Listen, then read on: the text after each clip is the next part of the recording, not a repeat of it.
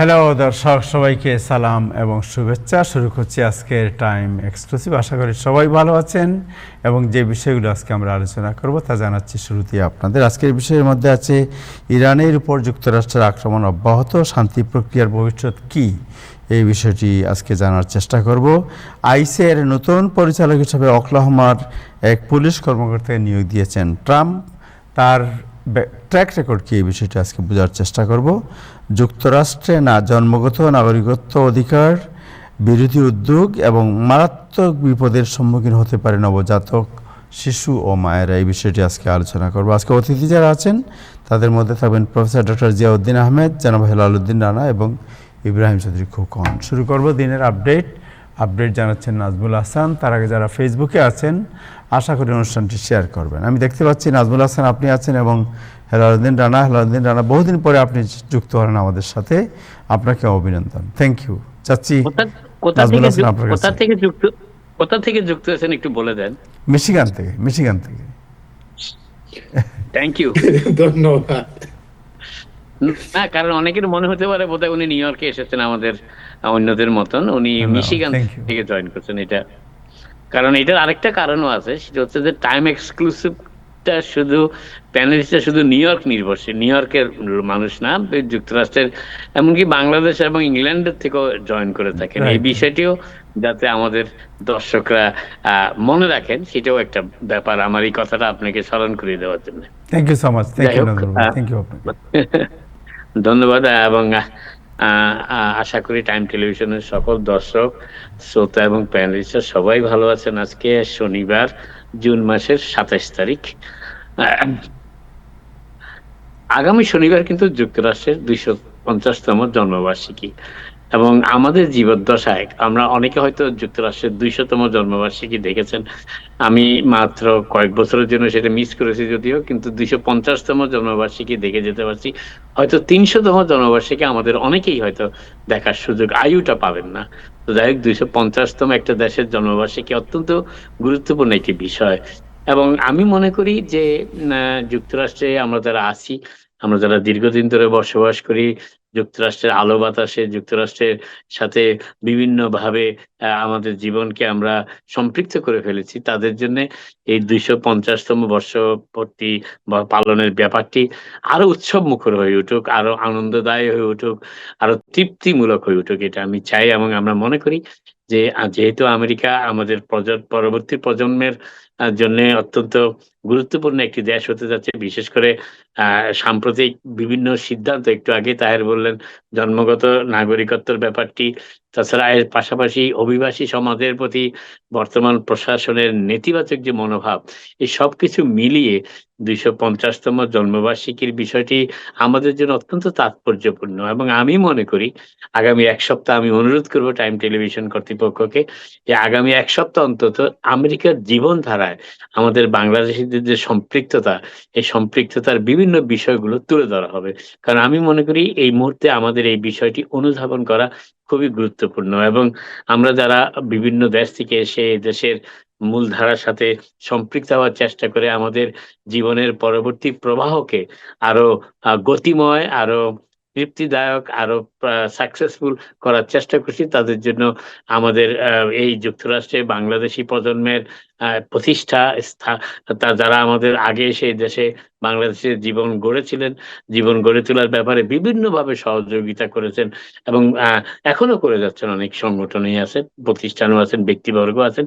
তাদের বিষয়গুলো এই এই আগামী এক সপ্তাহ অন্তত যদি আলোচনা করা হয়, তাহলে আমার মনে হয় যে আমাদের সকলেই আমরা এই বিষয়ের সম্পর্কে আরো বেশি ওয়াকিবহাল হতে পারবো। ধন্যবাদ।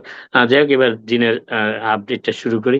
ভেনিজুয়েলার ভূমিকম্পে মৃতের সংখ্যা 1430-এ পৌঁছেছে। ভয়াবহ ভূমিকম্পের কথা আমরা সবাই ইতিমধ্যে অত্যন্ত গভীর শোকাহত এই ভূমিকম্পের ঘটনায়, এবং সাম্প্রতিককালে এত ব্যাপক মাত্রায় মৃত্যুর বিষয়টি আমাদেরকে আর কখনো কোনো ভূমিকম্প সাম্প্রতিককালে আমরা দেখিনি। এটি অত্যন্ত অত্যন্ত বিয়োগান, খুবই লোমহর্ষক একটি ব্যাপার আমাদের অনেকের জন্যই। এবং সেই ধ্বংসস্তূপের নিচে আটকে পড়া জীবিতদের উদ্ধারে সময় দ্রুত ফুরিয়ে আসছে। এটাই এখন সবচেয়ে বেশি আশঙ্কার কথা, যে আরো কত মানুষ হয়তোবা ভূমিকম্পের বিভিন্ন ধ্বংসস্তূপের নিচে চাপা পড়ে আছেন। এবং ধ্বংসস্তূপের নিচে জীবিতদের খুঁজে বের করায় উদ্ধারকারীরা সময়ের সাথে পাল্লা দিয়ে কাজ করে যাচ্ছেন এখনো। তবে ভেনেজুয়েলার ন্যাশনাল অ্যাসেম্বলির প্রেসিডেন্ট হোয়ে রদ্রিগেজ আজ শনিবার পরিসংখ্যান প্রকাশ করে বলেছেন যে যা দেখা যায় যে তাতে সবচেয়ে ক্ষতিগ্রস্ত ৭টি রাজ্য, ৩,২৩৮ জন আহত হয়েছেন এবং ৩,১৪২টি বাস্তুচ্যুত পরিবারের অস্থায়ী আশ্রয় কেন্দ্র রাখা হয়েছে পরিবারকে। এটি হচ্ছে ভেনেজুয়েলার সর্বশেষ অবস্থা, পরিস্থিতি, ধর্মঘট, ভূমিকম্প সম্পর্কে। এবং যুক্তরাষ্ট্র সাধ্যমতো সহযোগিতার প্রতিশ্রুতি দিয়েছে এবং প্রতিশ্রুতি তারা রক্ষা করেও চলেছে। পাল্টাপাল্টি হামলার ধারাবাহিকতায় ইরানের উপর নতুন আঘাত এনেছে যুক্তরাষ্ট্র আজ শনিবার। এই নিয়ে তৃতীয় দিন এই পর্বটি চলছে, পাল্টা আঘাত হানার পর্বটি। এবং হরমুজ প্রণালীতে একটি তেলবাহী ট্যাঙ্কারে হামলার জন্য তেহরানকে দায়ী করার পর আজ শনিবার যুক্তরাষ্ট্র ইরান আঘাত এনেছে এবং এর ফলে কৌশলগতভাবে গুরুত্বপূর্ণ এই জলপথ, হরমুজ প্রণালীকে কেন্দ্র করে চলমান সংঘাত, আমি একটু আগেই বললাম, তৃতীয় দিনে গড়িয়েছে এবং ভঙ্গুর যে যুদ্ধবিরতি পরিস্থিতি তার উপর চাপ সৃষ্টি হয়েছে প্রচন্ডভাবে। যুক্তরাষ্ট্রের সামরিক বাহিনী আজ জানিয়েছে যে এই অভিযানের লক্ষ্যবস্তু ছিল ইরানের যোগাযোগ ও আকাশ প্রতিরক্ষা ব্যবস্থা, ড্রোন সংরক্ষণের স্থাপনা এবং মাইন পাতার সক্ষমতা। বাণিজ্যিক জাহাজকে লক্ষ্যবস্তু বানানোর ক্ষেত্রে ইরানের সক্ষমতা কমিয়ে আনার প্রচেষ্টার অংশ হিসাবে গত 2 দিনের মধ্যে এটি ছিল যুক্তরাষ্ট্রের হামলার দ্বিতীয় দফা হামলা। এবং এই ফলে তারা কতটুকু সফল হয়েছে সেটি অবশ্য তারা বলেনি। তবে ইরানের যে ক্ষমতা বিভিন্ন পণ্যবাহী এবং তেলবাহী জাহাজকে হরমুজ প্রণালীতে আটকে রাখার, সেটি তারা খর্ব করার চেষ্টা করছে যুক্তরাষ্ট্রের সামরিক বাহিনী। এবং সেই কথাটি আজকে যুক্তরাষ্ট্রের সেন্ট্রাল কমান্ড আবারও জানিয়েছে। $250 মিলিয়ন মিনেসোটার হোম কেয়ার জালিয়াতি মামলার অভিযুক্ত কেন্দ্রীয় ব্যক্তিকে, সোমালিয়ার নাগরিক যিনি যুক্তরাষ্ট্রের স্থায়ী বাসিন্দা ছিলেন যদিও, তাকে সোমালিয়ায় গ্রেপ্তার করার পর যুক্তরাষ্ট্রে ফিরিয়ে আনা হচ্ছে, এটি জানিয়েছে আজকে হোমল্যান্ড সিকিউরিটি দপ্তর। প্রেসিডেন্ট ট্রাম্প আজ শনিবার জানিয়েছেন যে তিনি ওকলাহোমা স্টেট, যেটা একটু আগে তাহের আপনাদের জানিয়েছেন যদিও, স্টেট ট্রুপারের প্রাক্তন সদস্য, একজন স্টেট ট্রুপারের মেম্বারকে, তার নাম হচ্ছে ল্যান্স রয়ার, ইউএস ইমিগ্রেশন এবং কাস্টমস অ্যান্ড এনফোর্সমেন্টের পরবর্তী পরিচালক হিসেবে মনোনীত করেছেন একজন স্টেট ট্রুপারকে। এবং এই ফেডারেল সংস্থাটি অর্থাৎ আইস, ইমিগ্রেশন এবং কাস্টম এনফোর্সমেন্ট, প্রশাসনের ব্যাপক হারে ডিপোর্টেশন প্রক্রিয়া অর্থাৎ বহিষ্কার কার্যক্রমের কেন্দ্রবিন্দুতে রয়েছে এই ইমিগ্রেশন এবং custom enforcement. Trump truth social media দেওয়া এক পোস্টে আইন প্রয়োগকারী সংস্থায় অর্থাৎ কোন আইন প্রয়োগকারী ল এনফোর্সমেন্ট প্রতিষ্ঠানে প্রায় 29 বছরের অভিজ্ঞতা সম্পন্ন এবং প্রাক্তন মেরিন সদস্য, যুক্তরাষ্ট্রের মেরিন বাহিনীর সদস্য হিসাবে শ্রয়ারের ভূমিকার প্রশংসাও করেছেন। অন্যদিকে homeland security secretary Mark Wayne Mullin বলেছেন যে অবৈধ অভিবাসন দমনে ট্রাম্পের প্রতিশ্রুতি বাস্তবায়নে শ্রয়ার গুরুত্বপূর্ণ ভূমিকা পালন করবেন। অর্থাৎ ডিপোর্টেশন কর্মসূচিকে আরো জোরদার এবং ত্বরান্বিত করার ক্ষেত্রে এই শ্রয়ার, যিনি আইসের নতুন প্রধান হিসেবে মনোনীত হয়েছেন, তিনি গুরুত্বপূর্ণ ভূমিকা পালন করবেন, এটি বলেছেন হোমল্যান্ড সিকিউরিটির প্রধান।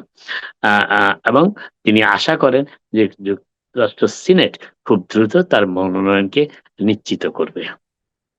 ট্রাম্প প্রশাসন গতকাল সুপ্রিম কোর্টের কাছে আবেদন জানিয়েছে যে যুক্তরাষ্ট্রের মূল ভূখণ্ডের অভ্যন্তরে আটক অবৈধ অভিবাসীদের জামিন শুনানি ছাড়াই আটকে রাখার অনুমতি ফেডারেল কর্তৃপক্ষকে যেন দেওয়া হয়। এই জন্য ট্রাম্প প্রশাসন সুপ্রিম কোর্টের দ্বারস্থ হয়েছে গতকাল শুক্রবার। ট্রাম্প প্রশাসন 6th US circuit court of অ্যাপিলসের একটি রায় বাতিলের জন্য বিচারপতিদের প্রতি আহ্বান জানিয়েছে।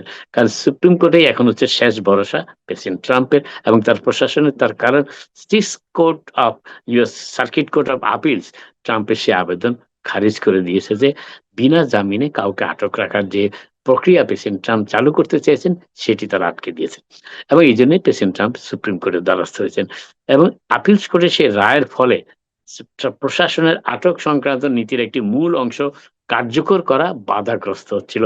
সেই মূল অংশটি হচ্ছে যে যাকেই আটক করা হবে তাকে জামিনের সুযোগ না দিয়ে, জামিন লাভের সুযোগ না দিয়ে তাকে ডিপোর্ট করে দেওয়া, এবং সেটি ইউএস 6 কোর্ট অফ আপিলস আপত্তি জানিয়েছিল, নাকচও করেছে। কিন্তু প্রেসিডেন্ট ট্রাম্প এবং তার প্রশাসন একজন সুপ্রিম কোর্টে গিয়েছেন এটি সুরাহা করার জন্য, এটি পাল্টিয়ে দেওয়ার জন্য। যুক্তরাষ্ট্রের সলিসিটর জেনারেল ডি জন সাওয়ার এই সপ্তাহে আদালতে এই আবেদনটি দাখিল করেছেন এবং তিনি বিচারপতিদের জানিয়েছেন যে এই মামলাটি ইমিগ্রেশন আইনের একটি অত্যন্ত গুরুত্বপূর্ণ প্রশ্ন সামনে নিয়ে এসেছে এবং এর জেরে সারা দেশে, সারা সমগ্র যুক্তরাষ্ট্রে আটক ব্যক্তিদের পক্ষ থেকে হাজার হাজার মামলা দায়ের করা হচ্ছে। এই আবেদনের মাধ্যমে সিনসিনাটি ভিত্তিক 6 সার্কিট কোর্টের একটি প্যানেলের 2-1 ভোটে গৃহীত 11ই মের রায়টি পুনর্বিবেচনার জন্য অনুরোধ জানানো হয়েছে সুপ্রিম কোর্টে। লোপেজ ক্যাম্পোস বনাম রয়ক্রাফট মামলার ওই রায়ে বলা হয়েছিল যে অবৈধভাবে প্রবেশের পর যুক্তরাষ্ট্রে বসবাসরত এবং যুক্তরাষ্ট্রের অভ্যন্তরে থাকা আটক ব্যক্তিদের প্রবেশ প্রার্থী হিসাবে গণ্য করা যাবে না, অর্থাৎ তারা অ্যাপ্লিকেশন ফর অ্যাডমিশন এই হিসাবে তাদের গণ্য করা যাবে না যাদেরকে আটক করা হয়েছে। এটি ছিল 6 সার্কিট কোর্ট আপিলের রায় এবং এই রায়টি বাতিলের জন্য সুপ্রিম কোর্টে গিয়েছে ট্রাম্প প্রশাসন। এবং 1996 সালের অবৈধ অভিবাসন সংস্কার ও অভিবাসী দায়বদ্ধতা আইনের বাধ্যতামূলক তাদের বাধ্যতামূলক আটক রাখার বিধান প্রযোজ্য হবে না, অর্থাৎ 1996 এর ইমিগ্রেশন এবং ন্যাশনাল অ্যাক্টের আওতায় যাদেরকে আটক রাখা যেত তাদেরকে সেই হিসাবে, সেই তালিকায় যুক্তরাষ্ট্র থেকে এখন যাদেরকে আটক করা হবে কিংবা যাদেরকে সীমান্তে প্রবেশ করার সময় আটক করা হবে তাদেরকে অন্তর্ভুক্ত করা যাবে না, অর্থাৎ তাদেরকে জামিন দেওয়া যাবে। এটি হচ্ছে রায়ের মূল বিষয়টি ছিল, সেটি পরিবর্তনের জন্য সুপ্রিম কোর্টে আবেদন করেছে ট্রাম্প প্রশাসন। নিউ ইয়র্কের মেয়র মামদানি সমর্থিত প্রার্থীদের ডেমোক্রেটিক প্রাইমারিতে জয়ের ফলে হতাশ কৃষ্ণাঙ্গ ও ল্যাটিনো নিউ ইয়র্ক সিটি বাসিন্দারা। ব্রুকলিনের একটি কংগ্রেসের আসনে ডেমোক্রেটিক প্রাইমারিতে বিজয়ী নিউ ইয়র্কের মেয়র মামদানি সমর্থিত ক্লেয়ার ভালদেজের নির্বাচনী ফলাফল দেখার এক আয়োজনে টেলিভিশনের পর্দায় যখন হাউস মাইনরিটি লিডার হেকিম জেফরিসের ছবি ভেসে উঠেছিল তখন উপস্থিত জনতা তীব্র ধিক্কার ও এরপর আপনারাই পালা, অর্থাৎ হেকিম জেফরিসকে লক্ষ্য করে তারা মন্তব্য করেছে, সেখানে তারা উপস্থিত ছিল এবং টেলিভিশনে হেকিম জেফরিস ছবিও দেখছিল। তারা বলেছে এবার এরপর আপনার পালা, অর্থাৎ ইউ আর নেক্সট, এমন স্লোগান দিয়ে তারা ফেটেও পড়েছিল সেখানে। এই ঘটনা একটি ভাইরাল ভিডিও অনেকের কাছে অত্যন্ত আপত্তিকর মনে হয়েছে।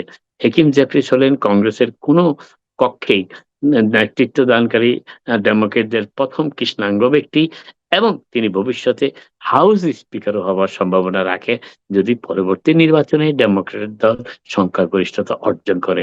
তাকেই বলা হয়েছে মামদানি সমর্থকদের পক্ষ থেকে, অর্থাৎ বাদ পড়ার ক্ষেত্রে আপনি হচ্ছেন পরবর্তী ব্যক্তি। গ্রীষ্মকালীন ঐতিহ্য, অর্থাৎ নিউ ইয়র্কের যে সামার যে ঐতিহ্য রয়েছে তার একটি সামার শুরুর একটা ঐতিহ্য নিউ ইয়র্কে, সেই ঐতিহ্যের অংশ হিসাবে নিউ ইয়র্ক সিটি সুইমিং পুলে ঝাঁপ দিয়েছেন জোহরান মেমদানি আজ শনিবার সকালে। তবে এ সময় তিনি পোশাক সংক্রান্ত সুইমিং পুলের নিয়ম লঙ্ঘন করেছেন বলেও অভিযোগ উঠেছে। আর শনিবার সকালে নিউ ইয়র্কের গ্রীষ্মকালীন সুইমিং পুল মৌসুমের সূচনা করতে স্যুট পরিহিত মেয়র মামদানি ইস্ট হার্লেমের একটি পুলে স্যুট পরিহিত অবস্থায় ঝাঁপ দিয়েছেন। সিটি মেয়র মামদানি ইস্ট হার্লেমের থমাস জেফারসন পুলে ডুব দেওয়ার জন্য বহু সংখ্যক শিশুর সাথে যোগ দেন এবং সেই প্রক্রিয়া নিয়মও ভঙ্গ করেন। সুইমিং পুলে সাধারণত সুইমিং পুলের ড্রেস না নিয়ে সুইমিং পুলে নামা যায় না, কিন্তু মেয়র মামদানি নেমেছেন স্যুট পরে এবং সেই নিয়মে পানিতে নামার সময় সকল সাঁতারের জন্য সাঁতারের পোশাক বাথিং স্যুট যেটাকে বলা হয় সেটা বাধ্যতামূলক নীতির কারণে, নিয়মের কারণে। মামদানি তার কালো মোজাগুলো পরেও আবার স্যুট এবং কালো মোজা পরে দায়সারা ভাবে ক্যানন বল ভঙ্গিতে ঝাঁপ দেন পুলে। সে সময় পুলে নিমজ্জিত 12 বছর বয়সী মিলা ম্যাডাম বলছেন সাংবাদিকদের যে এটি একটি দারুণ মজার ব্যাপার ছিল, আমি ভাবিওনি যে মেয়র এটা করবেন, এবং আর তারপর সে আমার সঙ্গে হাত মিলালো মেয়র, এবং অনুভূতিটা ছিল চমৎকার। আমি আমার ভাই লিওকে বললাম, "কি দারুণ ব্যাপার দেখো।" মেয়র আমার সঙ্গে করমর্দন করলেন। তারপরে তিনি আমার ভাইয়ের সঙ্গে করমর্দন করেন। দ্য সিটি রিপোর্টার বলে একজন সাংবাদিক, তার নাম কেটি হোনান, এই সোশ্যালিস্ট মেয়র নিউ ইয়র্ক সিটির কে পদক্ষেপটি নেওয়ার জন্য তাগিদও দিয়েছিলেন। তিনি জানতে চেয়েছিলেন মেয়রের কাছে উদ্বোধনের দিন মেয়রের সুইমিং পুলে ঝাঁপ দেওয়ার সেই পুরনো ও প্রায় বিস্মৃত, এখন আর কেউ করে না সাম্প্রতিককালে, সেই প্রথাটি মেয়র মামদানি পুনরায় চালু করবেন কিনা। মেয়র মাইকেল ব্লুমবার্গই সবার শেষে পানিতে নেমে ভিজেছিলেন, মাইকেল ব্লুমবার্গ। এরপর মেয়র বিল ডি ব্লাজিও এবং মেয়র এরিক অ্যাডামস তারা কেউই পানিতে নামেননি সামার ওপেন করার সময়, পুল ওপেন করার সময়। সত্যি বলতে মেয়র বলেছেন যে, মামদানি বলেছেন সেই সাংবাদিককে, "সত্যি বলতে কি, আমি হয়তো এটা করবই। আমি হয়তো এর জন্য নিজেকে পুরোপুরি সঁপে দেব।" এটাও তিনি বলেছিলেন যদিও। গত মার্চ মাসে এমনটাই তিনি বলেছিলেন। মামদানি এই মার্চ মাসে এই কথাটি তিনি জানিয়েছিলেন সাংবাদিককে।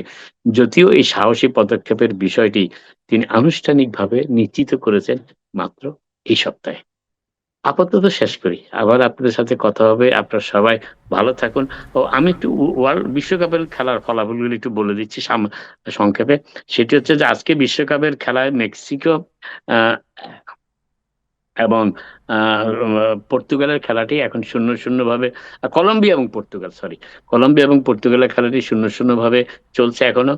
এরপরে Democratic Republic of Congo, DR Congo ১ গোলে পিছিয়ে রয়েছে উজবেকিস্তানের সাথে, এবং এরপরে আর পরবর্তী যে খেলাগুলো অনুষ্ঠিত হবে, খুবই গুরুত্বপূর্ণ খেলা আজকে, বিশেষ করে আর্জেন্টিনার সমর্থকদের জন্য। সেটি হচ্ছে আর্জেন্টিনা আজকে খেলবে জর্ডানের বিপক্ষে, এবং রাত ১০টায় খেলাটি শুরু হবে নিউ ইয়র্কের সময়। একই সময়ে শুরু হবে আলজেরিয়া এবং অস্ট্রিয়ার খেলাটি। আপাতত এখানে শেষ করি। আবার আপনাদের সাথে কথা হবে। আপনারা সবাই ভালো থাকুন। Thank you Nazmul Hasan. So এটা কি মামদানি কি আইন ভঙ্গ করেছেন? ইয়েস, তারা বলতে চাচ্ছে। কারণ সুইমিং পুলে বাথিং সুইট ছাড়া কেউ নামতে পারে না। কারণ মেয়র মামদানি সেখানে স্যুট পরা অবস্থাতে ঝাঁপ দিয়েছেন। উনি তো দেখেছি, শুধু আমি এই জুতাটা ভিডিও খুলে আছে আমার কাছে যে উনি স্যুট পরা সহ হঠাৎ করে এটা ঝাঁপ আমার মনে দিয়েছেন। হয় দেখালে দর্শকরা এনজয় করবেন। দেখাতে পারেন ভিডিওটা যদি থাকে। ভিডিওটা দেখাই আমরা, এর মধ্যে একটু হোল্ড করেন, ভিডিও আলোচনা নিয়ে আসতেছে। বাট নায়াবাড়ি সাহেব, আপনি কি শুনতে পাচ্ছেন? ওকে, আপনার কাছে জানতে চাই যে আজকে একটা বড় প্রায় 300 পিপুলকে আপনারা যেটা সিলেটের ভাষায় বলে আপনার জিয়াফত করিয়েছেন ওজন পার্কে, কমিউনিটি ফেস্ট প্রোগ্রামে। ওইটাতে কি হয়েছিল এবং কি কি কি কি কারা কারা এসেছেন একটু জানতে চাই আপনার কাছ থেকে। আচ্ছা, আমাদের এই প্রোগ্রামটা ছিল Muslim Ummah of North America MUNA social সার্ভিসের উদ্যোগে। এই প্রোগ্রামটা শুরু হয়েছিল সকাল 10টায় এবং শেষ হয়েছে সন্ধ্যা 6টায়। যদিও আজকের ওয়েদারটা খুব একটা মানে প্রোগ্রামের অনুকূলে ছিল না, প্রায় 4-5 বার বৃষ্টি এসেছে এবং বৃষ্টি গিয়েছে, এর মধ্য দিয়েই প্রোগ্রামটা হয়েছে। তো আজকের প্রোগ্রামে খাবার দাবারের মধ্যে আসলে সারাদিন ব্যাপী আপনার ছিল হলো তরমুজ, এরপরে বাচ্চাদের জন্য পপকর্ন, আইসক্রিম, আর শেষের দিকে ছিল গরু, তারপরে ডাউল, সবজি। তো গরু একটা জবাই দেওয়া হয়েছিল, সেখানে ২৫০০ থেকে ৩০০০ মানুষের জন্য আয়োজন করা হয়েছিল। এবং এখানে যা দাওয়াতি মেহমান, যাদেরকে গেস্ট করা হয়েছিল সোশ্যাল সার্ভিসের পক্ষ থেকে, যারা এসেছিলেন তারা হচ্ছেন ডেমোক্রেটিক কংগ্রেশনাল ক্যান্ডিডেট ক্লেয়ার ভ্যালডেজ, যিনি সাম্প্রতিক 7th ডিস্ট্রিক্ট থেকে প্রাইমারি নির্বাচনে জয়লাভ করেছেন, এবং council member Sandy Nurse guest হিসাবে ছিলেন। Democratic assembly member candidate David Workin ছিলেন। এছাড়াও ডেপুটি কমিশনার অ্যালডেন ফোস্টার, যিনি এনওয়াইপিডির সিএইউ, উনিও উপস্থিত ছিলেন গেস্ট হিসাবে। এবং আর যে বাকি 4 জন, তাদেরকে আসলে কথা বলার সুযোগ দেওয়া হয়েছিল।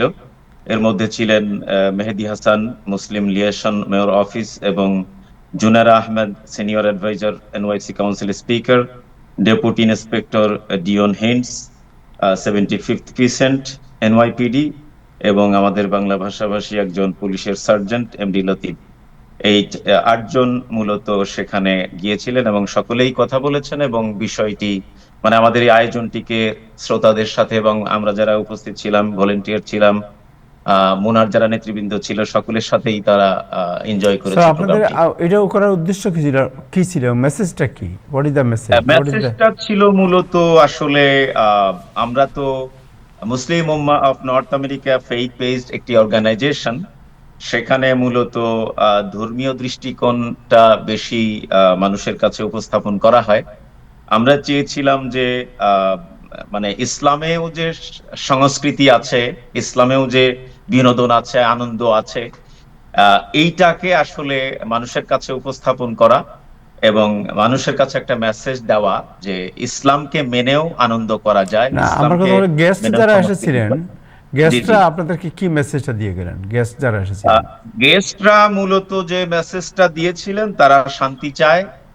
মানে যুক্তরাষ্ট্রে স্পেশালি নিউ ইয়র্কে আমরা যে বিভিন্ন দেশের মানুষ এক জায়গায় বসবাস করি, সকলের মাঝে একটা সম্পর্ক বজায় থাক, আমাদের মধ্যে কোনো হানাহানি, কোনো মতদ্বন্দ্ব, রেসিজম এগুলো যাতে বিরাজ না করে, দানা না বাঁধে, আমরা যেন Right. সকলে মিলে কাঁধে কাঁধ মিলিয়ে একসাথে বসবাস করতে পারি। এবং আহ, আইন যেখানে ভঙ্গ হয়, যেখানে সোসাইটির মানুষ মানে এক ধরনের এই যে আমাদের কিছুটা রেসিজম ছড়িয়ে পড়েছে, বিশেষ করে যারা ধর্মকে চর্চা করতে চায়, শুধু ইসলাম না, সেক্ষেত্রে দেখা যায় যে এই রেসিস্টরা অনেক সময় বিভিন্ন যেমন কিছুদিন আগে বাইতুল মামুন মসজিদের সামনে জুমার নামাজের সময় পাশের একটি বিল্ডিং থেকে ডিম ছোড়া হয়েছিল। এই বিষয়গুলো সেখানে এসেছিল যে তারা আইন যেখানে লঙ্ঘন করা হবে সেখানে শক্ত হাতে দমন করা হবে এবং আইনানুগ ব্যবস্থা নেওয়া হবে, সকলকে অভয় একটু দেওয়া কি হবে। বলতে পারেন যে আপনাদের সোশ্যাল সার্ভিসের কি কি প্রোগ্রাম আছে? জাস্ট এই প্রশ্নটি লাস্ট প্রশ্ন জানতে চাই।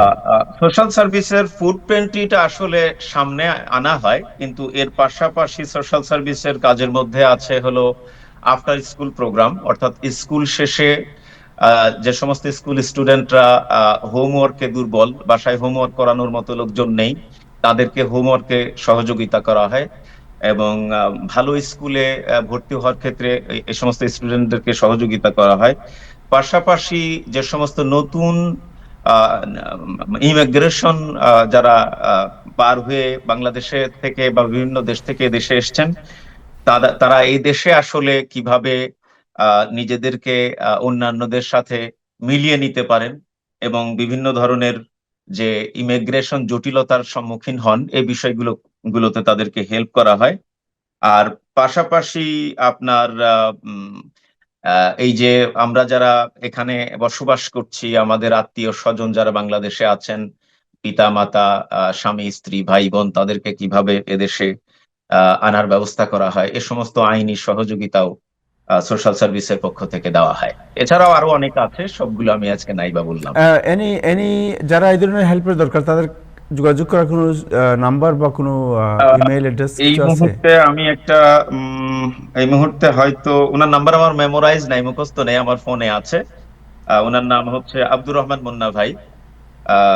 ওনার সাথে যোগাযোগ করতে পারে। ইভেন আমাদের ডক্টর জাহাঙ্গীর কবির ভাই, ওনার সাথে যোগাযোগ করলে আমরা ফ্রি সার্ভিস দিয়ে থাকি, কোনো থ্যাংক ইউ টাকা সো পয়সা মাচ। ছাড়া। থ্যাংক ইউ, জাযাকুমুল্লাহ। আপনাকে অনেক আমার একটা ধন্যবাদ। প্রশ্ন আছে। জি জি জি। আমার একটা প্রশ্ন আছে, সেটা জি জি হচ্ছে যে বলুন। উদ্যোগটা খুব চমৎকার, এতে কোনো সন্দেহ নাই, কিন্তু যেহেতু একটা ওপেন স্পেসে অনুষ্ঠিত হচ্ছে এবং আমার মনে হয় এটা সকল ধর্ম সম্প্রদায়ের জন্য উন্মুক্ত ছিল, যদি I am not sure about it, এই অনুষ্ঠান সম্পর্কে আমি কিছুই জানতাম না, শুনলাম যেটা। তো এইখানে গরু জবাই দিয়ে খাওয়ানো হলো, কিন্তু সেখানে তো অনেকে যেতে পারেন যারা গরুর মাংস খান না, তারা যেতে পারেন।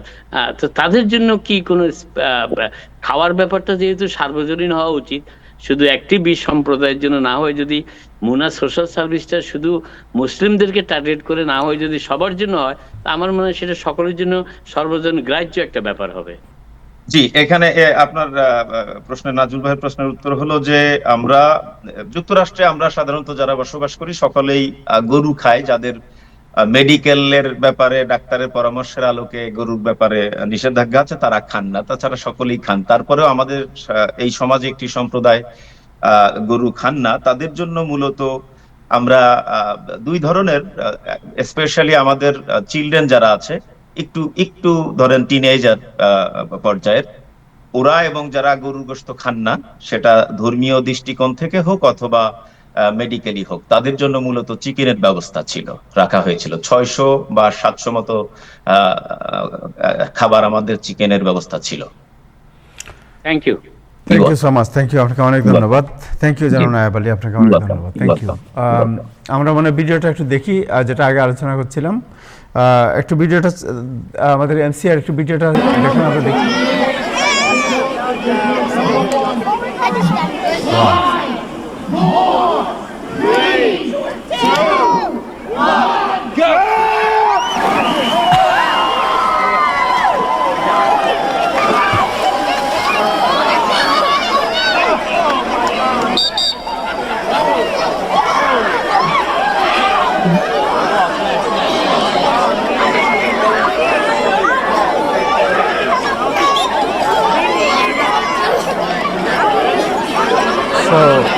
স্যুটটাই সহ উনি, আমরা দেখি একটু ভিডিওটা দেখি। ওকে, স্যুটটাই সহ উনি ছাত্রে পড়লেন। So what could be the remedy of this? না, এইটা দুই ধরনের প্রতিক্রিয়া হতে পারে তাহের। একটা হচ্ছে উনি আইন ভঙ্গ করেছেন, যেটা তারা সমালোচনা করছে, তারা এটা করছে। আবার অনেকে তো দারুণ খুশিও দেখলাম, অনেকে তো দারুণ খুশি যে এটা স্বতঃস্ফূর্ততা মেয়রের, এবং বিশেষ করে নিউ ইয়র্ক সিটির ইতিহাসের সবথেকে সর্বকনিষ্ঠ বয়সের দিক থেকে মেয়র, তার তো একটা সহজাত ইয়ে থাকাই উচিত, যেহেতু শিশুদের মাঝখানে কিশোরদের মাঝখানে গিয়েছেন উনি। 36 বছরের একজন মানুষের চিন্তা, চেতনা, ভাবধারা একজন 63 বছরের মতন হবে, এটা তো ঠিক আশা করা যায় না যদিও। তবে কিছু কিছু ক্ষেত্রে প্রটোকল ভাঙা হয়, নিয়মও ভাঙা হয়, কিন্তু এক্ষেত্রে আমি যতটা রিয়াকশন দেখলাম তাতে মনে হচ্ছে যে কিশোররা খুশি, তারা খুব খুশি যে তারা মেয়রকে তাদের মাঝে পানিতে পেয়েছে। Yeah, so mayor suit coat সহজভাবে জাম মেরেছেন। পরের দৃশ্যটা আপনারা দেখেননি, ওটা ছবিতে এসেছে। উনি ভিজা স্যুট, ভিজা কোট, ভিজা প্যান্ট পরে যখন রাস্তা দিয়ে হাঁটতেছিলেন, তার গাড়ির দিকে যাচ্ছিলেন, সেই ছবিটাও ভাইরাল হয়েছে। Right, thank you so much. আমার মনে হয় যে আমাদের নিউ ইয়র্ক সিটির যে পলিটিক্স এবং নিউ ইয়র্ক সিটির যে লিডারশিপ, এই লিডারশিপ দীর্ঘদিন থেকে আমরা দেখে আসছিলাম যে খুব সুটেড বুটেড ফর্মাল লিডারশিপ। এর মধ্যে আমাদের নতুন মেয়র তারুণ্যের একটা প্রভা নিয়ে এসেছেন নিউ ইয়র্কের পলিটিক্সে। This is good something, we feel encourage of it. আমি জানি না আইনভঙ্গ, আমরাও আইনভঙ্গ করলাম কিনা। এটা আইনভঙ্গের না তাই, এখানে আইনভঙ্গের কারণে দুইটা শাস্তি ওনার হইতে পারে। একটা হচ্ছে ফাইন হতে পারে, জরিমানা হতে পারে, সেটা একটা ব্যাপার। $5 যেটাই ফাইন হোক সেটা একটা হইতে পারে, অথবা ওনার সোশ্যাল সার্ভিসের মানে একটা কথা হয় না যে এই ধরনের পেনাল্টি ফার্স্ট টাইম অফেন্সের জন্য কমিউনিটি সার্ভিস, তো উনি হয়তো 6 ঘন্টার কমিউনিটি সার্ভিস পাবেন, সেটাকেও উনি কিন্তু কাজে লাগাবেন, সেটা ওনার পক্ষে যাবে কিন্তু আলটিমেটলি। হ্যাঁ, থ্যাংক ইউ সো মাচ। আমরা প্রফেসর জিয়াউদ্দিন ভাইকে পেয়েছি অনেকদিন পরে। জিয়া ভাই, আপনি শুনতে পাচ্ছেন? Thank you so much.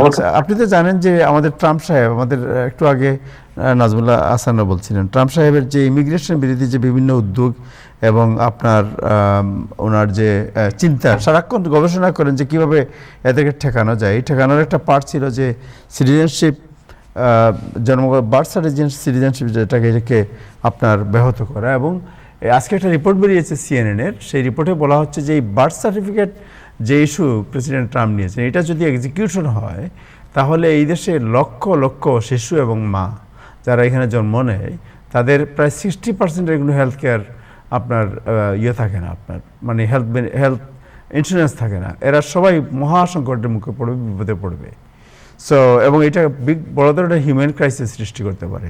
এই বিষয়ে আপনার কাছে, যদিও আমি সবসময় আপনার কাছে আমরা মেডিকেল বিভিন্ন রিপোর্ট নিয়ে আলোচনা করি, বাট আজকে এই বিষয়টি একটু জানতে চাই কি ধরনের আরেকটা বিষয় আমি অ্যাড করবো, আরেকটা বিষয় জিয়া ভাইয়ের কাছে সাথে অ্যাড করবো আজকে। জি, সেটা হচ্ছে গত পরশুদিন থেকেই সমগ্র যুক্তরাষ্ট্রে একটা বিষয় খুব বেশি আলোচিত হচ্ছে, সেটা হচ্ছে যে যুক্তরাষ্ট্রের চলমান নার্সিং সংকট, নার্সিং ক্রাইসিস। Right. এবং আমরা অনেকেই হয়তো জানতাম না এই বিষয়টা, যে যুক্তরাষ্ট্রের বিভিন্ন হাসপাতালে এই টিপিএস পাওয়া হেইশিয়ান নার্সের সংখ্যা অনেক বেশি।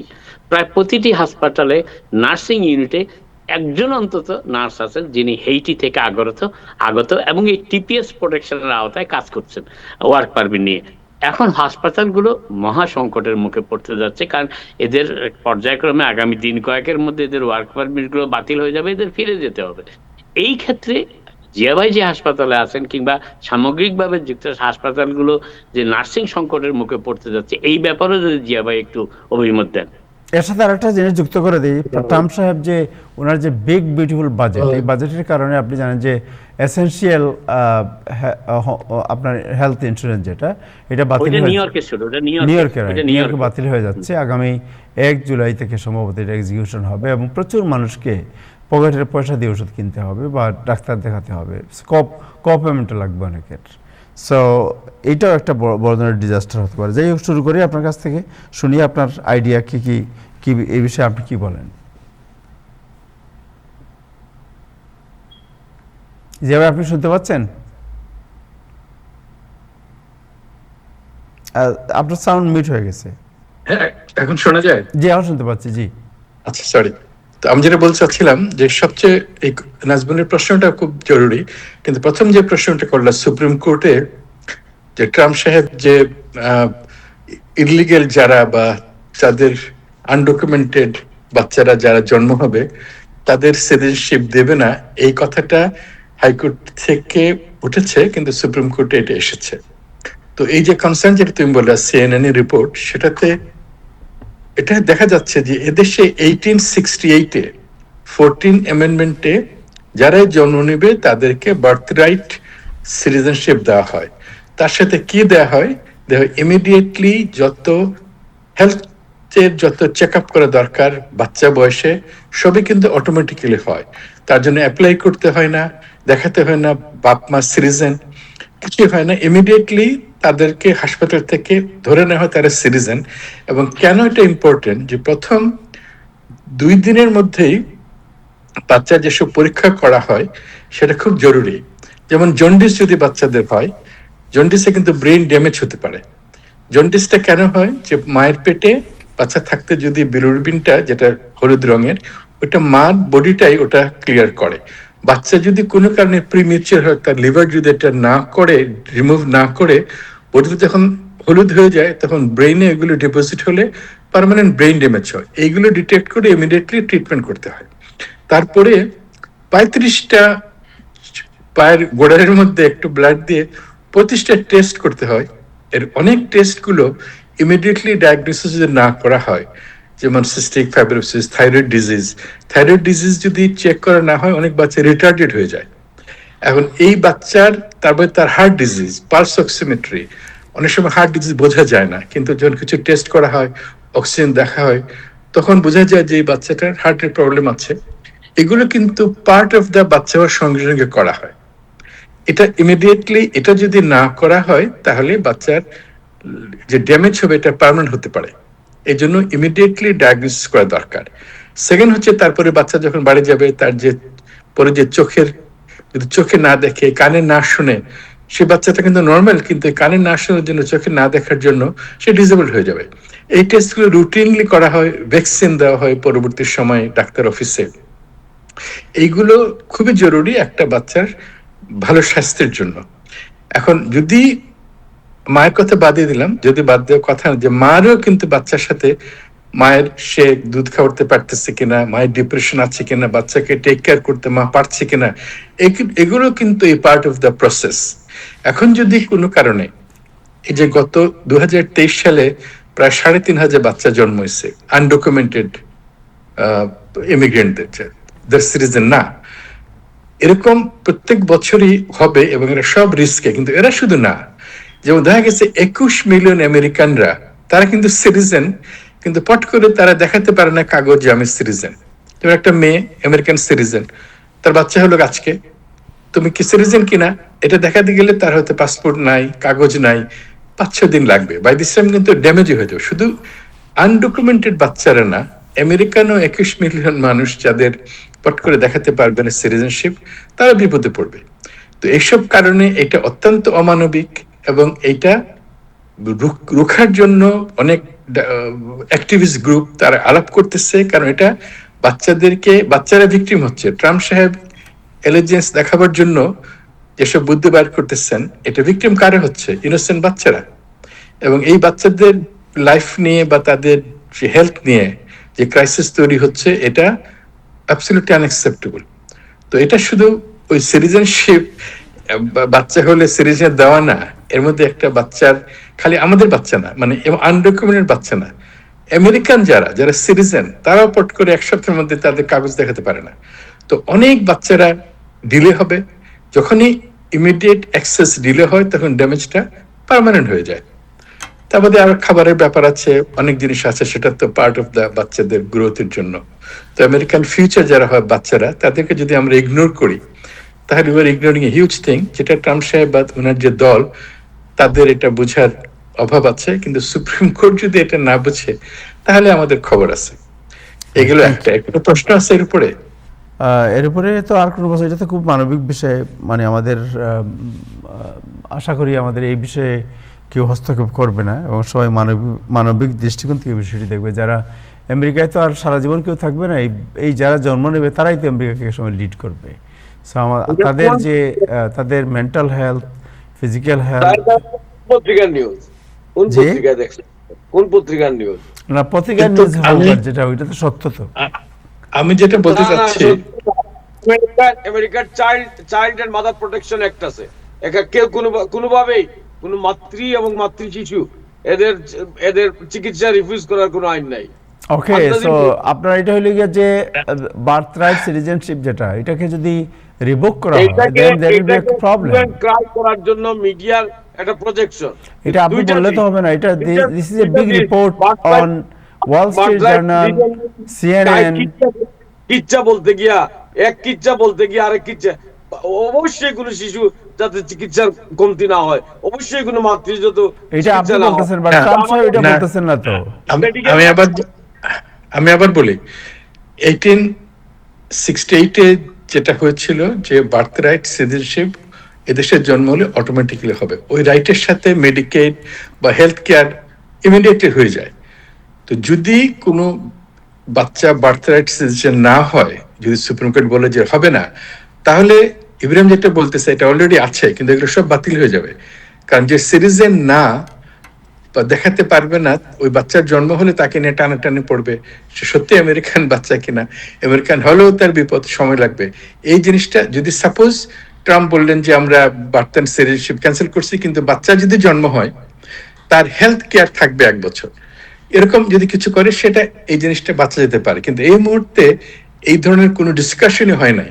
এই জন্য যারা অ্যাক্টিভিস্ট তারা খুব ওয়ারিড যে এপ্রিল মাসে যখন এটা নিয়ে হাইকোর্টে কথা হলো, তখন বাচ্চার যে হেলথের ব্যাপার, এটা নিয়ে কিন্তু কোনো আলাপ হয় নাই। আলাপ হলে বোঝা যেত যে তার এটা মানবে কি মানবে না। পয়েন্ট হচ্ছে এইটা। তবে ইব্রাহিম যেটা বলেছে এটা ট্রু, যে এখন আছে, কিন্তু এইটা থাকবে না যদি বার্থ রাইট সিটিজেনশিপ চলে যায়, তখন ওই বাচ্চার মেডিকেড বা হেলথ কেয়ারের যে ইস্যু, ওটা কিন্তু সে লস্ট হয়ে যাবে। এটা একটা চান্স আর কি। জি, আর একটা হলো টিপিএস নিয়ে যেটা প্রশ্ন করা হয়েছিল, নাজমুল হাসান যেটা প্রশ্ন করেছিলেন, ওই যে যারা বিভিন্ন জায়গা থেকে নার্সিং আছে, বাট ওদের টিপিএস তো উনি কালকে পরশুদিন বলা হয়েছে যে আর নবায়ন করা হবে না, সো এখন তো এরা চাকরি করতে পারবে না। তো এগুলো অনেক জিনিস হয়, কিন্তু যখনই ক্রাইসিসে, হেলথ কেয়ার ক্রাইসিসে, আগে ওরকম হচ্ছে ডাক্তারদের এটা করতে পারবে না, কিন্তু আলটিমেটলি যখন হাসপাতালগুলো ক্রাইসিসে পড়ে, তখন এগুলো চেঞ্জ হয়। এই জিনিসগুলো আমি প্রচুর টাইম এসব জিনিস হয়েছে। তারপরে আবার কিন্তু বিশেষ করে হেলথ কেয়ারে, তো এখন আমাদের এমনি আমেরিকাতে নার্স শর্টেজ, আমরা ইভেন আমাদের ডায়ালিসিস ইউনিটে আমরা এখন নার্স, আগে সব নার্স থাকতো পেশেন্টের জন্য, এখন একজন নার্সের সাথে থাকে 5 জন টেকনিশিয়ান। এই টেকনিশিয়ানরা কিন্তু বেসিক্যালি রোগী দেখে এবং নার্সের সুপারভাইজ করে। ঠিক এইভাবে শর্ট নার্সিং এর জন্য আস্তে আস্তে আমেরিকাতে অনেক ধরনের টেকনিশিয়ান জব শুরু হচ্ছে, যেটা যে যদিও কোয়ালিটি ভালো হবে না, কিন্তু নার্সিং শর্টেজ তো অ্যাভয়েড করা যাবে না। এখন এই শর্ট অ্যাভয়েড করার জন্য যে নার্সগুলোকে টিপিএস এর প্রোগ্রামে আনা হয়েছে, এই ধরনের থ্রেট আগেও এসছে, বিভিন্নভাবে, কিন্তু আলটিমেটলি আমি বিশ্বাস করি যে এটা এস্টাবলিশ হবে না, বিকজ ইমিগ্রেশন আলটিমেটলি একটা করবেই, মানে এদেরকে অ্যাটলিস্ট হেলথ কেয়ার সিস্টেমে লাইফ থ্রেটেনিং সিচুয়েশন এগুলো চেঞ্জ হবে। তবে এটা যদি সত্যি হয় তাহলে এর জন্য সংগ্রাম হবে, মানুষ হইচই করবে, একটা ডিভাস্টেশন হবে আর কি। রাইট, থ্যাংক ইউ জিয়া ভাই, আপনাকে অনেক ধন্যবাদ আপনার এই অ্যানালাইসিসের জন্য, বিউটিফুল অ্যানালাইসিস, থ্যাংক ইউ, আপনাকে অনেক ধন্যবাদ।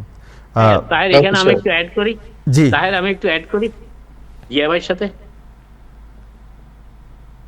হ্যালো, জি আমরা শুনতে পাচ্ছি, বলুন। হ্যাঁ হ্যাঁ, শুনতেছি। সেটা হচ্ছে যে জিয়া ভাই যে একটা কথা বললো যে সিচুয়েশন অনেক কিছুকে চেঞ্জ করে। প্রেসিডেন্ট ট্রাম্প ইমিগ্রেশনের ব্যাপারে যে কঠোর, মানে যুক্তরাষ্ট্রের ভিসা প্রদানের ক্ষেত্রে H2, সেইখানে কিন্তু শুধুমাত্র চিকিৎসা পেশায় যারা আসবেন তাদের জন্য কিন্তু ইতিমধ্যে শিথিল করা হয়েছে। অর্থাৎ এতদিন যে সবার জন্য কঠিন ছিল, সে শুধু চিকিৎসকদের জন্য যারা যুক্তরাষ্ট্রে H2 ভিসাতে আসতে চান, তাই H1 ভিসা নিয়ে তাদের জন্য অনেকটাই শিথিল করা হয়েছে, এবং $1 লক্ষ যে ফি এটা তাদের জন্য দিতে হচ্ছে না। রাইট, বিকজ এখানে প্রবলেম তো জায়গা না, মানে লোক নাই, আপনার হেলথ ওয়ার্কার নাই। সেটাই, এবং এইটা কিন্তু সার্কামস্টেন্সেস চেঞ্জেস পলিসি, এবং এই পলিসিটা যে একেবারে থাকবে তাও বলা যায় না। অর্থাৎ সার্কামস্টেন্সেসটা কতটুকু গ্রেভ, কতটুকু সিরিয়াস, এটা নির্ভর করে কিন্তু। এটা কিন্তু এই যে নাজমুল যেটা বললেন, এটা খুব ইম্পর্টেন্ট যে এইগুলো কিন্তু নতুন না। যেমন সৌদি আরবে সব বিদেশি ডাক্তার ছিল, সব বিদেশি নার্স ছিল, তারা যখন নিজেরা ডাক্তার নার্স হতে থাকলো তখন আস্তে আস্তে কিন্তু ওই ডাক্তারদের বেতন কমাতে থাকলো, নার্সদের কমাতে থাকলো। তো এগুলো আমেরিকাতে ট্রাম্প সাহেব চাচ্ছেন যে আমেরিকানতে যারা জন্ম হয়েছে, যারা মেডিকেল কলেজে যাবে নার্স, তারা যেন আসে। কিন্তু এগুলো একসময় কিন্তু হতেই পারে যে আমেরিকান গ্রাজুয়েট ছাড়া নেবে না, কিন্তু এখনো এটা এত সময় আসে নাই যে আমাদের এটা বন্ধ করতে হবে, কারণ বন্ধ করলে আমরা তো প্রিপেয়ার্ড না। তো এইসব কারণে এই তার নীতিগুলোর যাই তার ফিলোসফি থাকুক, একটা ইমপ্লিমেন্টেশন ইজ নট মানে প্রপার এই মুহূর্তে আর কি। জি, thank you so much, thank you. Alauddin Rana Saheb, আপনি কি শুনতে পাচ্ছেন? জি জি, শুনতে পাচ্ছি। অনেকদিন পরে আপনি মিশিগান থেকে পেয়েছি। আপনি জানেন যে প্রেসিডেন্ট ট্রাম্প উনি নতুন একজন আইস ডাইরেক্টর বা পরিচালক নিয়োগ করেছেন, এবং অনেকেরই উৎসাহ আছে যে ওনার যে যাকে নিয়োগ করা হয়েছে তিনি একজন পুলিশের কর্মকর্তা, এবং তার ব্যাকগ্রাউন্ড এবং তার যে ট্র্যাক রেকর্ড, উনি কি খুব আপনার উদারপন্থী মানুষ না খুব কড়া মানুষ, ওনার অ্যাটিটিউড কি মানবিক না কী ধরনের, এই বিষয়টা জানতে অনেকেই চাচ্ছেন। সো আপনি একটু ব্যাখ্যা করবেন যে what kind of person he is? জি, ধন্যবাদ। আমি এখানে অনেকদিন পর দেখতে পাচ্ছি ডক্টর জিয়া ভাইকে। সালাম ও শুভেচ্ছা সকলকে। আসলে উনাকে নিয়ে বিশেষজ্ঞরাই তেমন তার ব্যাকগ্রাউন্ডটা টেক করতে পারছেন না। আমিও উনাকে খুব এই নিয়োগ দেওয়ার পরেই এই নামটাই আমি শুনছি। উনি যেহেতু ওকলাহোমার মানুষ, ওকলাহোমা স্টেট ট্রুপার, তো এর বেশি এই মুহূর্তে আমি কোথাও দেখিনি। তার সব ডিটেলস, যে তিনি অতীতে কিরকম ছিলেন, মানুষ কিরকম তার, বা তিনি, তবে এটা নিশ্চিত যে তিনি ট্রাম্প সাহেবের কট্টর মানে সমর্থক হবেন, এটা নিঃসন্দেহে আমি বলতে পারি।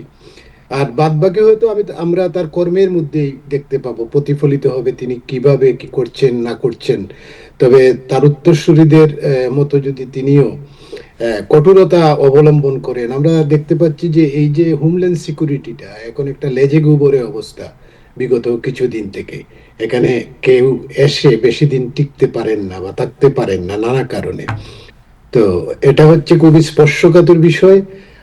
আমি বলবো যে তিনিও নিশ্চয় ততটা কঠোর না হলেও যতটা তার ডিপার্টমেন্ট ডিমান্ড করে ততটা তিনি করবেনই।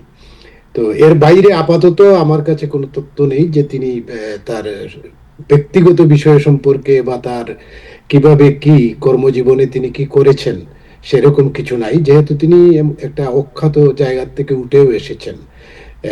ওকলাহোমা আমরা জানি যে সেটা নিয়ে আমাদের এত বড় কোনো স্টেটও না বা তেরকম নামডাক ও নেই তেমন। তো আমার মনে হয় যে তিনি এসব থেকে শিক্ষা নিয়েই অগ্রসর হবেন তিনি, কেননা তার সামনেও তার অতীত রয়েছে, তার উত্তরসূরিরা রয়েছেন। এখানে অনেক মানুষ এসেছেন, আবার চলেও গেছেন, এগুলার যে কি করলে কি হয় এটা তিনি এর থেকে ভালো শিক্ষা নিতে পারবেন আমার মনে হয়।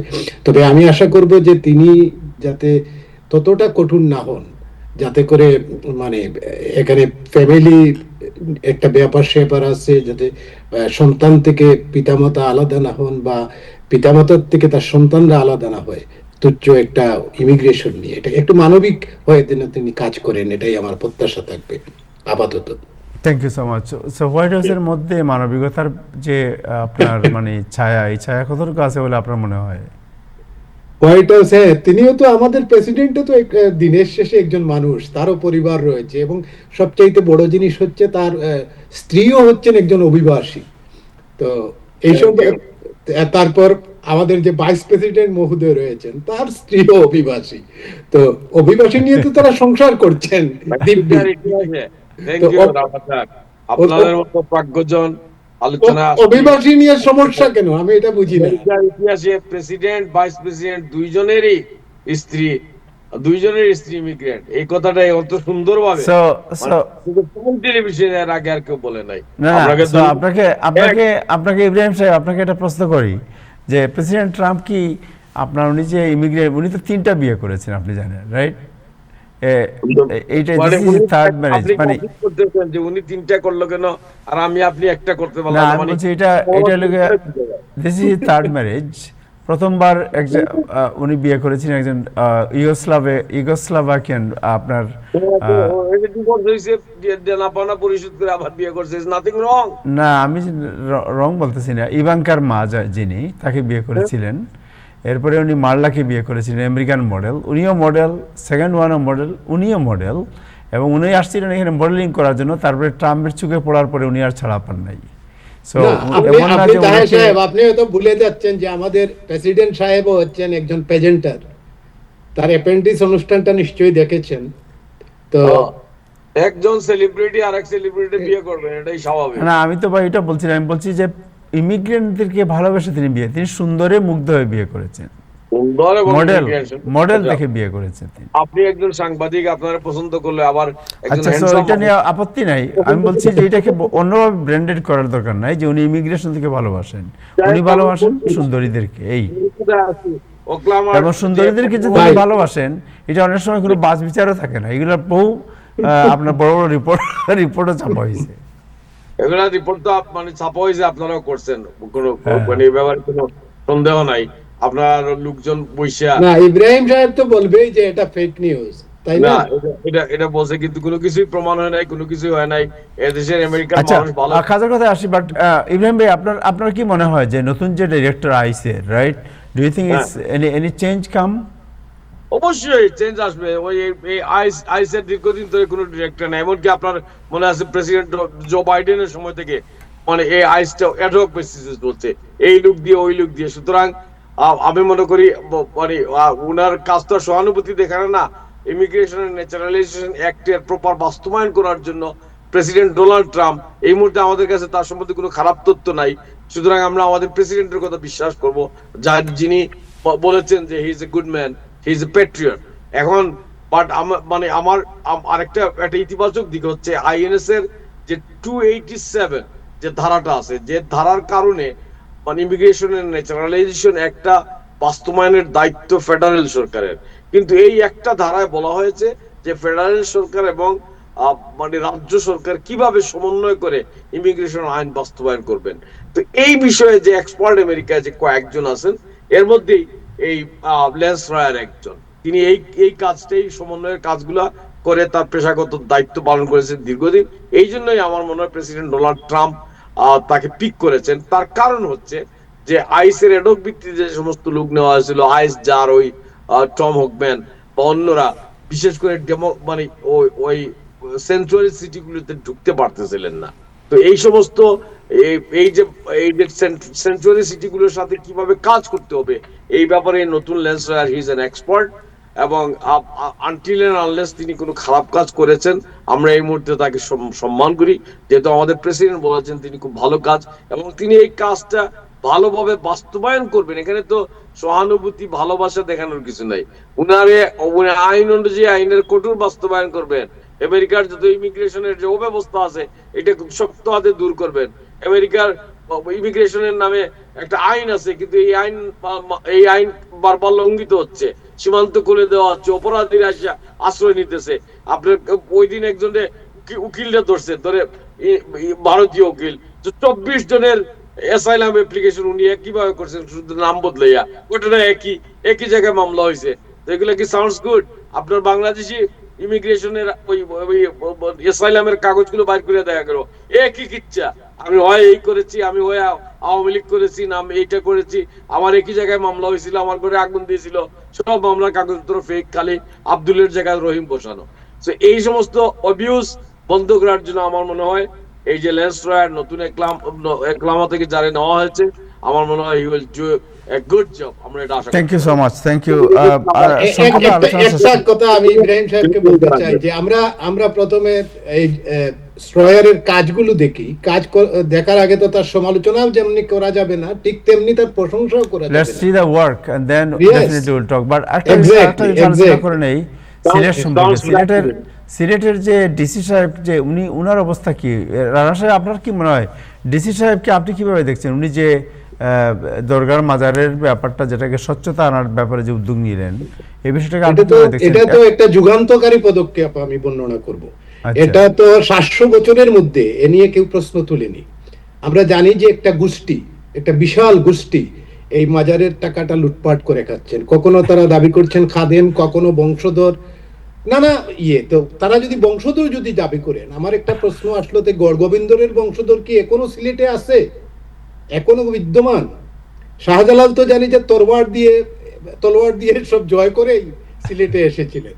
আচ্ছা, জি, শাহজালাল সাহেবের শুনেন, শাহজালাল সাহেব তো শেষ উলিয়া না।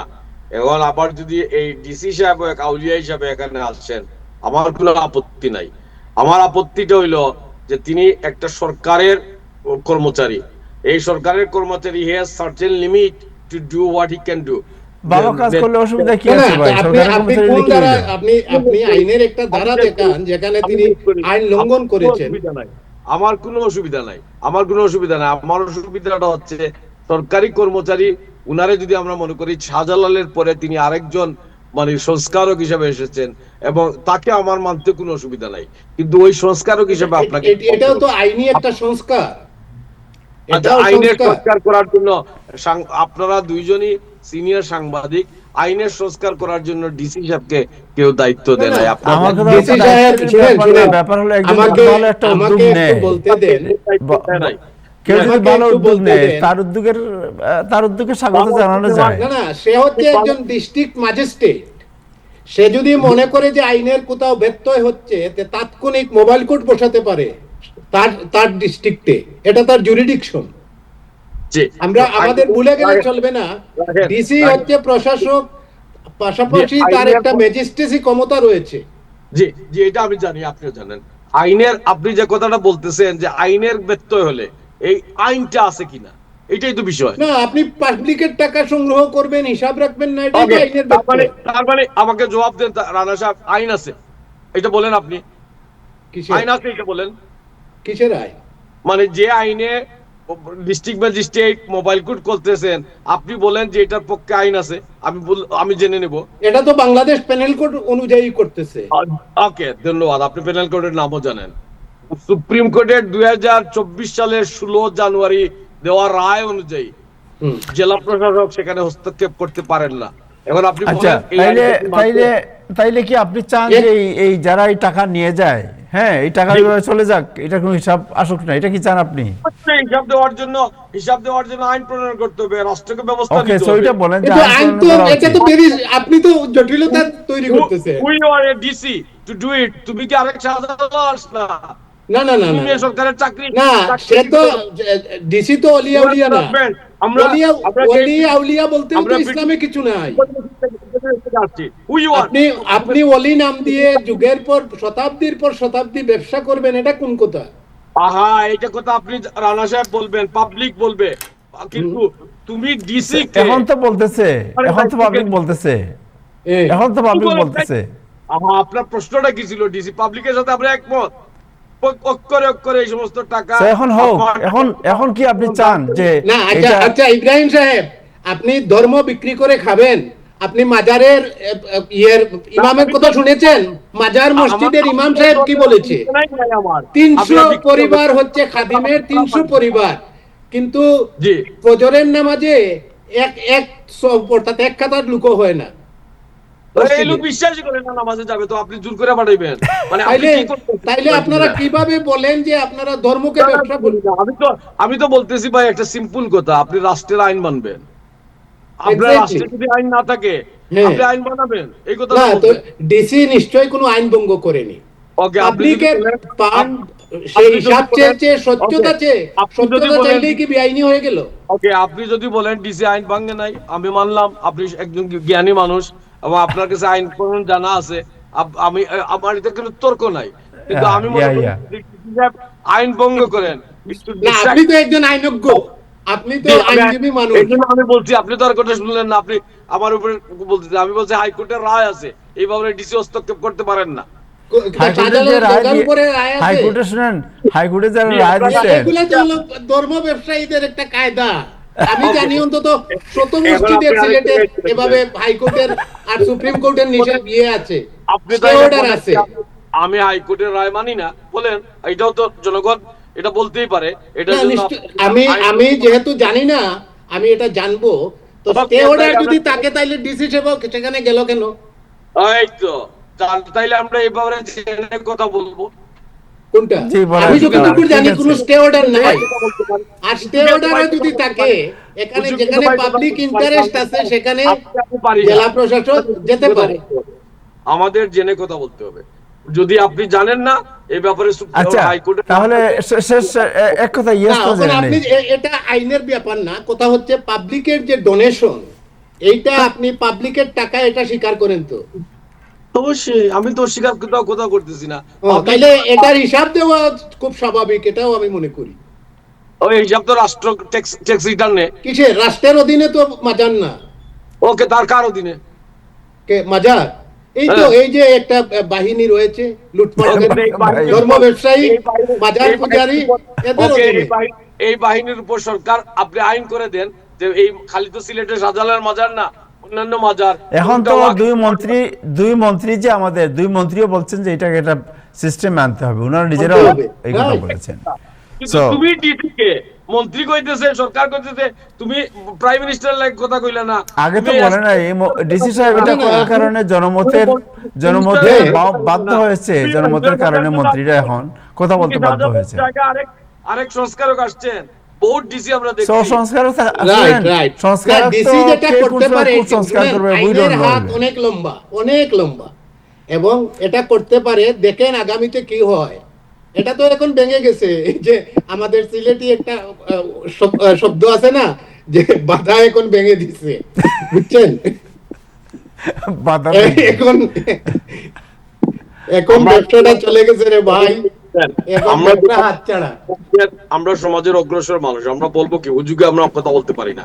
এটা হলো পাবলিকের, জনগণ চায় এটার হিসাব হোক, থ্যাংক ইউ স্বচ্ছতা সো হোক। Much, thank you. আমাদের Right, সময় শেষ, right, আর এটাই কথা বলা আমরাও যাবে চাই। না। থ্যাংক আমরাও ইউ, এটা চাই, আপনার সাথে আমরাও এটা চাই, থ্যাংক ইউ। অবশ্যই, আমাদের অবশ্যই। আরেকটা জিনিস সর্বশেষ একটি বিষয় বলতে চাই যে আমাদের সিলেটের সবচেয়ে প্রবীণ একজন সংবাদপত্র কর্মী ছিলেন ইসমাইল তো উনি, রাইট? ইসমাইল হোসেন, ইসমাইল হোসেন, উনি কানাডায় মারা গেছেন। আমি সহ আমরা 80-র দশকে সবাই তার কাছ থেকে পত্রিকা কিনতাম এবং পত্রিকা তিনি আমাদেরকে দিতেন, এবং আমাদের সাংবাদিকতার ক্ষেত্রে যে আজকের যে যতটুকু আমরা এসেছি এর ক্ষেত্রে তার অনেক কন্ট্রিবিউশন আছে, আমি মনে করি এটা। So আমরা শুধু তিনি তার কাছ থেকে কিনতাম না, বাকিতে কিনতাম, এটা বলে। তার আত্মার শান্তি এবং তার মাগফিরাত কামনা করি। রাইট। আচ্ছা, আমি আর সাথে সাথে আরেকটা কন্ডোলেন্স আমি দিতে চাই আমাদের সিলেটের খুব স্বনামধন্য মানুষ সাধু বাবুর পরিবার ছেলে, মানে ওই যে রানা কিছুক্ষণ আগে এই নিউ ইয়র্কে মারা গেছে। কে? তো মানে এটা আমাদের রানা তুমি চিনো কিনা জানি না, মানে আমাদের জুনিয়র, মানে এটা ওই যে সাধু বাবুদের ছেলে ভাতিজা, তাদের বাড়ির লোক। সো এটা এবং ইসমাইলের কথা বলেন, ইসমাইল তো খালি, আপনারা তো খালি মানে পত্রিকা তো আনছি আমার পানও খাওয়াইছে। জীবনে আমি যতবার পত্রিকা আনতাম ওখান থেকে আমারে না পান টান আপনার পান খাওয়াইতো। খাওয়াইছে কেন এটা নিয়ে ইসমাইল আলোচনা হাফিজ করতে হলে আপনার বিরুদ্ধে চলে যাবে, এটা নিয়ে আমি আর আলোচনা করতে চাই না এখন, কারণ এটা একটা ভালো বিষয় আলোচনা করছে। আপনারে পত্রিকা দিয়ে আবার পান খাওয়াইতো কেন, কেন দূরে রাখার চেষ্টা করতো, হাতে রাখার চেষ্টা করতো, এইটা আলোচনার অনেক মানে অনেক লম্বা আলোচনা হয়ে যাবে এবং এটা আপনার পক্ষে যাবে বলে মনে হয় না। তবে নিঃসন্দেহে যাই হোক ইসমাইল খুব একজন ভালো লোক ছিল। আমরা তাকে মানে বন্ধুর মতো জানতাম। আমাদের যে সময় পকেটে পর্যাপ্ত টাকা ছিল না পত্র পত্রিকা কেনার জন্য, ম্যাগাজিন কেনার জন্য, সে সময় সে মানে দুই হাতে বিলিয়ে দিয়েছে। আমি বলবো যে Right, say thank you so much, অন্তত thank you. 40-50 টাকার কাগজ কিনেছি, আমি এক মিনিটের তাকে টাকাও দেয়নি। করতে চাই সময় শেষ, ইসমাইলের জি। এক 30 সেকেন্ডে একবার ঈদের আগে ইনকেলাবে তখন রানা হলো উনি গভর্নর সিলেটের, তো ইনকেলাবে নিউজ হয়েছে যে ভারতীয় গরুর গুতোয় মানে কুল চেয়ারম্যান ইয়ে ওই দরাশাহী ওইটা কুরবানি। আচ্ছা ভারতীয় কি ষাঁড়ের গুতোয় মানে চেয়ারম্যান ধরাশায়ী। আর আমাদের আজকের কাগজ তখন পত্রিকা নতুন বেরিয়েছে, সেখানে লেখা যে খেপাটে ষাঁড় হতো এক। ইসমাইল আমারে বললো এদিকে আসেন, আপনারা এই পত্রিকা বাইর করার আগে সব মানুষের বিয়ে পাস করান, নাইলে আপনাদের পত্রিকা কেউ পড়বে না। এই দেখেন ইনকিলাব কি নিউজ করছে। আমি বলছি কি লেখা, যেখানে 2 কলাম নিউজ যে ভারতীয় ষাঁড়ের গুতোয় চেয়ারম্যান ধরাশায়ী। এইটা পড়বো না আপনাদের এটা পড়বো? এই ধরনের ইসমাইলদের এই ধরনের পত্রিকা কিভাবে মানুষ পড়ে এটা তাদের জানা ছিল। আমি সেই হেডিং বুঝতে তারা যে কোন হেডিং হলে তাদের ব্যবসা ভালো হবে। থ্যাংক ইউ, থ্যাংক ইউ আপনাকে অনেক ধন্যবাদ। Thank you Ibrahim Siddique. আজকে এ পর্যন্তই, আগামীকাল আবার দেখা হবে। সবাই ভালো থাকবেন, খুদা হাফেজ।